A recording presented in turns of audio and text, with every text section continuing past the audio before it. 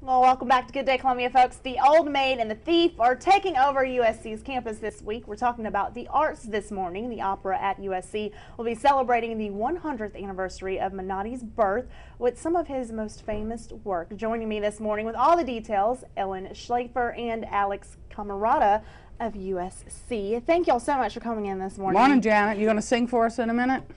I don't want to damage anybody's ears this morning. It's too early. Give us the background on Menotti. Well, very briefly, he was born in 1911 in Italy, and he came to study at the Curtis Institute in Philadelphia, and had a great success very early in his career. But what a lot of people don't realize now, with technology blooming so fast, that he was also a technological innovator. He wrote one of the first operas ever written exclusively for radio. Oh, wow. And that's The Old Maid and the Thief. Okay. But we've not done it as a radio play. We're doing it as a real play. He wrote the first opera for television, which many people of my generation grew up watching, which was Amal and the Night Visitors, a big Christmas favorite. Gotcha. His work with the Sabaleto Festival in Italy that he founded in 1956, and then the Charleston Festival, and a brief festival in Australia that I worked in a long time ago. But wow. he was a fun man. He loved to tell stories with his music, and I worked with him a lot back in the 80s. So some rich history, definitely. Now, how has it been for the students, the opera studies at USC, for them taking part in this and taking on Menotti for this anniversary?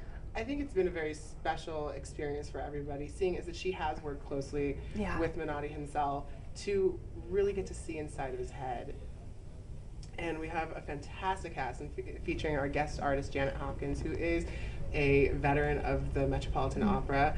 And that's one of the big joys of working on this show specifically, is they get to see a real professional. Yeah, definitely get to see the real deal, as they say. Now, last night y'all had some practices, and how long have the students been preparing for this? School started on the 19th of August, I think. We had auditions on the 17th. They got their music. They worked for about 4.5 weeks on music. We started staging, getting up on the feet, telling the story on the 30th of September.